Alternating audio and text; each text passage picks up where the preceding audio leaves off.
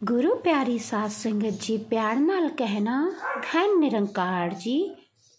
साध संगत जी, आज का टॉपिक है किए गए अच्छे कर्मों का फल सतगुरु एक ना एक दिन जरूर देता है। साध संगत जी, आज की जो साखी है एक निरंकारी परिवार की सच्ची घटना पर आधारित है। तो आइए आज की साखी सुने। साध संगत जी, एक बहुत ही गरीब परिवार था जो कि ब्रह्मज्ञानी थे। परिवार में माता पिता और 3 छोटे छोटे बच्चे थे। गरीबी इतनी थी कि 2 वक्त की रोटी भी बहुत मुश्किल से मिलती थी, लेकिन माँ को विश्वास था कि सतगुरु एक न एक दिन सब कुछ ठीक करेगा। और वो रोज सत्संग किया करती, सेवा सुमरन पूरे समर्पण भाव से करती। वो अपने महात्मा जी और अपने बच्चों के साथ हमेशा सत्संग जाया करती थी। ऐसा कोई दिन नहीं था जो सत्संग छूट जाए। साध संगत जी, एक दिन बहन जी के मन में ये भाव आया, क्यों ना आज सत्संग में खीर की लंगर ले जाया जाए। और बहन जी ने घर पर खीर बनाई और एक कमंडल में खीर भरकर सत्संग के लिए चल पड़ी। साध संगत जी, गरीबी के कारण वो हर वक्त पैसों की बचत करती थी, इसीलिए वो सत्संग रिक्शा से नहीं बल्कि पैदल ही चल पड़ी। साध संगत जी, बहन जी जब सत्संग जा रही थी तो उन्होंने रास्ते में एक अधमरे से बच्चे को देखा जो भूख से बिलख रहा था। ऐसा लग रहा था कि उसे कई दिनों से खाने पीने को कुछ नहीं मिला है और वो बच्चा भूख से अधमरा हो गया है। वो बच्चे की उम्र 8 से 9 साल की थी। बहन जी को उस बच्चे की हालत देखी नहीं गई। बहन जी ने उस बच्चे के पास जाकर पूछा, अरे बेटा, क्या हुआ? तुम्हारी हालत ऐसी है, तुम्हारी तबीयत ठीक नहीं है क्या? तुम्हारे माता पिता कहाँ हैं? तुम ऐसे सड़क पर लेटे हुए क्यों हो? साध संगत जी, तो बच्चे ने कहा, माता जी मैं अनाथ हूँ, मेरा कोई नहीं है। मैंने बहुत दिनों से कुछ नहीं खाया है, मुझे बहुत भूख लगी है। लोगों से कुछ खाने को मांगता हूँ तो लोग मुझे मारकर धुतकार कर भगा देते हैं। अब मेरे शरीर में बिल्कुल जान नहीं बची है, मेरी हालत बहुत ही खराब हो गई है। अगर आपके पास थोड़े पैसे हैं तो मुझे दे दीजिए, मैं कुछ खा लूँगा। साध संगत जी, अब बहन जी ये सोचने लगी कि मेरे पास पैसे तो बिल्कुल नहीं हैं और गरीबी भी बहुत है, इसीलिए मैं इस बच्चे को अपने घर पर भी नहीं ले जा सकती हूँ। लेकिन ये बात सच भी है कि बच्चे की हालत भी बहुत ख़राब है, अगर इसे कुछ नहीं मिला तो इसकी जान भी जा सकती है। साध संगत जी, तब बहन जी ने अपनी बनाई हुई लंगर वाली खीर जो सत्संग में प्रसाद स्वरूप के लिए ले जा रही थी, वो खीर उस बच्चे को दे दिया। और बहन जी ने कहा, बेटा चिंता नहीं करो, ये खीर लो और खा लो। मुझे पूरा यकीन है इस खीर से तुम्हारी भूख मिट जाएगी। साध संगत जी, बच्चे ने वो खीर लेकर खाई और उसे बहुत ही अच्छा लगा। बहन जी ने बड़े प्यार से उस बच्चे को फिर पानी पिलाया और पूछा, बेटा अब तुम क्या करने वाले हो, कहाँ रहोगे? साध संगत जी, उस बच्चे ने कहा, माता जी मैं तो यही कहीं रोड पे पड़ा रहता हूँ, रहने के लिए जगह नहीं है मेरे पास। तब बहन जी उस बच्चे को एक अनाथ आलय में ले गई और अनाथ आलय में उस बच्चे को देकर कहा, इस बच्चे का अच्छे से ख्याल रखना, हम लोग बहुत गरीब हैं, लेकिन फिर भी मेरे पास जितना रुपया हो सकेगा हर महीने मैं इस बच्चे के नाम पर अनाथालय में भेजती रहूंगी। इसकी परवरिश और इसकी पढ़ाई अच्छे से करवाइएगा आप लोग। सासंग जी इतना कहकर बहन जी सत्संग के लिए वापस निकल गईं और उस बच्चे के लिए मानो बहन जी तो भगवान के रूप में आई थीं।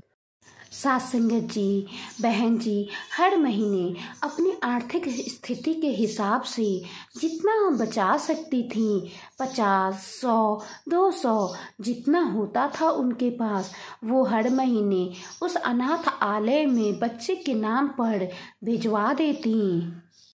सासंगत जी समय बीता, बहुत साल बीत गए।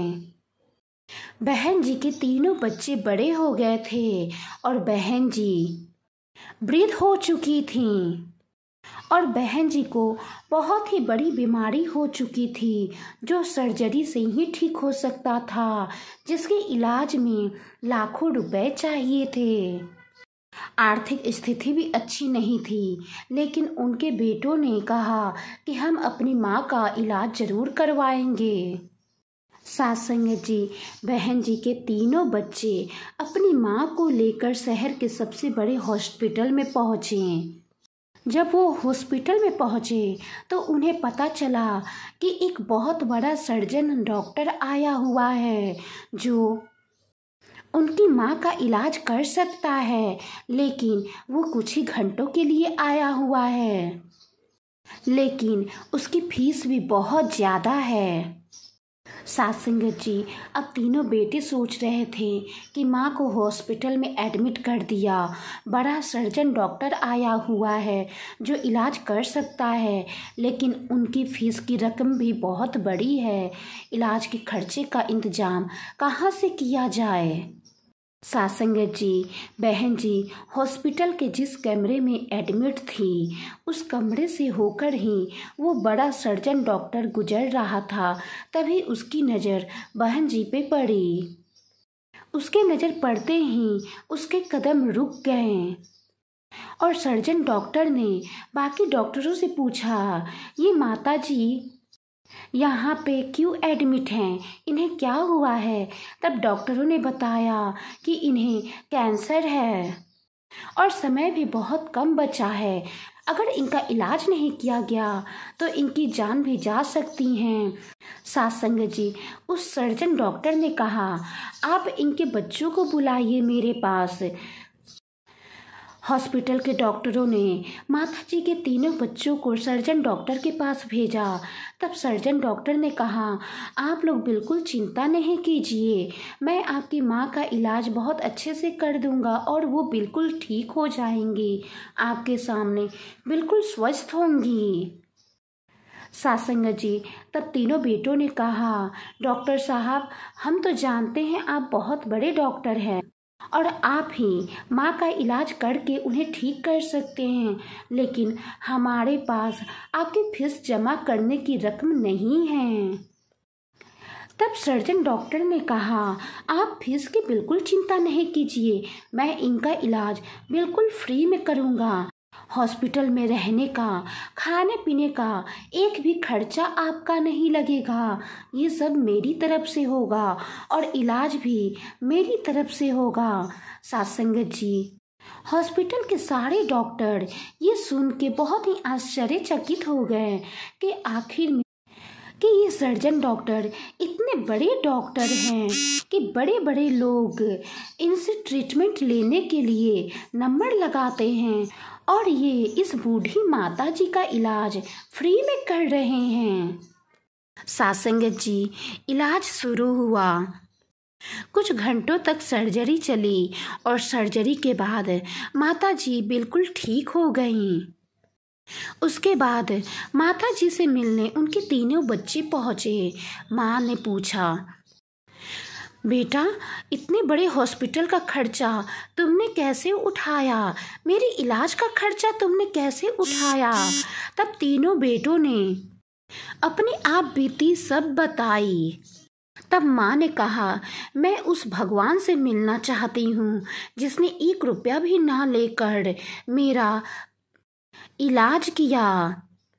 सासंगत जी वो सर्जन डॉक्टर बहन जी से मिलने गया और कहा, माता जी अब आप बिल्कुल स्वस्थ फील कर रही हैं ना।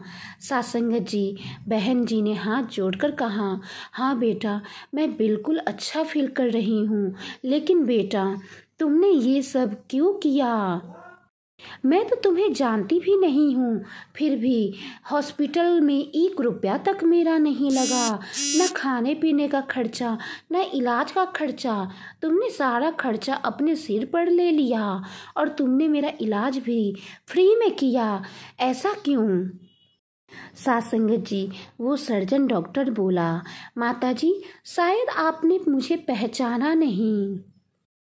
करीब 15-16 साल पहले हम मिल चुके हैं। सासंगत जी बहन जी ने कहा, बेटा हम मिल चुके हैं, हमें तो बिल्कुल याद नहीं। सासंगत जी तब सर्जन डॉक्टर ने कहा, माता जी मैं सड़क पर भूख से बिलख रहा था, मुझे कुछ खाने को नहीं मिलता तो मेरी जान चली जाती, लेकिन तब भगवान के रूप में आप मेरे पास आए और मुझे अपने कमंडल का खीर देते हुए खीर खिलाया, फिर पानी पिलाया। उसके बाद मुझे एक अच्छे से अनाथालय में डाला और वहाँ पर हर महीने का खर्चा मुझे भेजती रहीं। और मैंने भी बहुत मेहनत किया, बहुत पढ़ाई की, इतना पढ़ाई की कि आज मैं बहुत बड़ा सर्जन डॉक्टर बन चुका हूँ। तो माताजी एहसान मैंने आप पर नहीं किया है, बल्कि एहसान तो आपने मुझ पर किया था। मैंने आज जो कुछ भी किया ये तो उस एहसान के आगे कुछ भी नहीं है।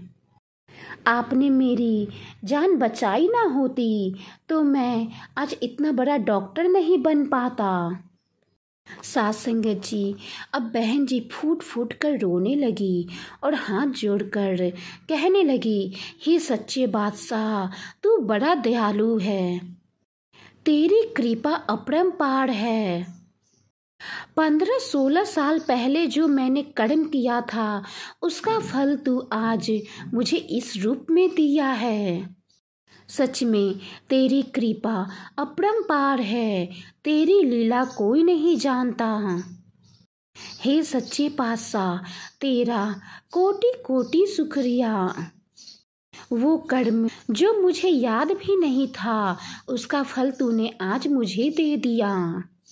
सासंगत जी कहने का भाव है कि अपने किए गए अच्छे कर्मों का फल सतगुरु कभी न कभी किसी न किसी रूप में दे ही देता है।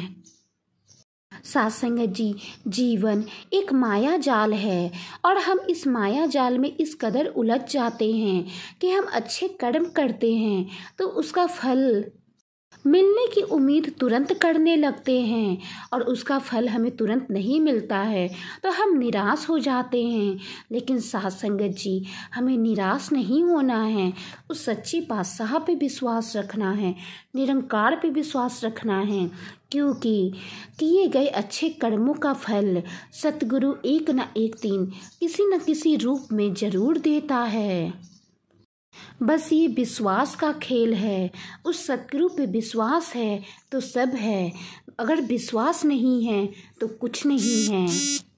जिस प्रकार बहन जी की आर्थिक स्थिति अच्छी नहीं थी, लेकिन बहन जी का विश्वास भी अटूट था, निरंकार पर पूरा विश्वास था। सेवा सिमरन सत्संग पूरे विश्वास के साथ समर्पित भाव के साथ हमेशा करती रहीं। जीवन का आधार ही उन्होंने निरंकार को बना लिया। तो आओ सत्संगत जी हम भी सच्चे पातशाह से यही मांग करें, हमारा विश्वास भी अटूट हो और हम भी समर्पित भाव से सेवा सिमरन सत्संग करते रहें। प्यार से कहना, धन्य निरंकार जी।